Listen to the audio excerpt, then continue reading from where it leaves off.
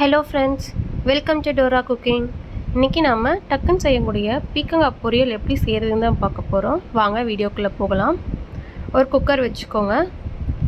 3 table spoon oil சேர்த்திக்கோங்க. இதை நீங்கள் வானலில் கூட செய்யலாம். நான் இன்றைக்கி குக்கரில் செய்ய போகிறேன்.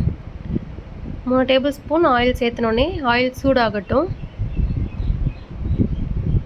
ஆயில் சூடான உடனேயே 1/2 டீஸ்பூன் கடுகு சேர்த்திக்கலாம். கடுகு நல்லா பொரிஞ்ச உடனேயே 2 டீஸ்பூன் கடலைப்பருப்பு உளுத்தம்பருப்பு சேர்த்திக்கலாம். கூடவே கொஞ்சமாக கறிவேப்பிலை தழை சேர்த்திக்கலாம்.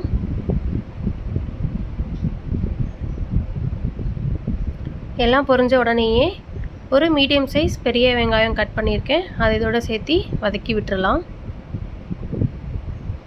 வெங்காயம் நல்லா வதங்கிருச்சு. நான் இன்றைக்கி ஒரு 100 கிராம் பீர்க்கங்காய் கட் பண்ணி எடுத்து வச்சுருக்கேன், அது இதோட சேர்த்திடலாம். சேர்த்தி நல்லா வதக்கி விட்டுடலாம். வெங்காயத்தோட நல்லா கிளறி விட்டதுக்கப்புறம் மசாலா சேர்த்திக்கலாம்.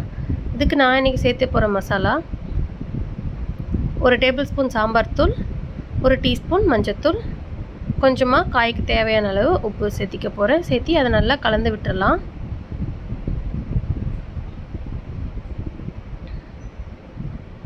காயோட நல்லா கலந்து விட்டாச்சு. இப்போது காய்க்கு எவ்வளோ தேவையோ அந்த அளவுக்கு நான் கொஞ்சமாக ஒரு 1/2 கிளாஸ் தண்ணி சேர்த்திக்க போகிறேன். சேர்த்தி உப்பு காரம்லாம் சரியாக இருக்கான்னு செக் பண்ணிவிட்டு ஒரு விசில் விட்டுடலாம். விசில் அடங்கிருச்சு. ஓப்பன் பண்ணிடலாம். காயில் லைட்டாக தண்ணி விட்டுருக்கோம். ப்ளஸ் நம்ம அது இல்லாமல் தண்ணி சேர்த்துறதுனால கொஞ்சம் காயில் லைட்டாக தண்ணி இருக்கும். இது ட்ரை ஆகிற வரைக்கும் ஸ்டவ் ஆன் பண்ணி வச்சுக்கோங்க.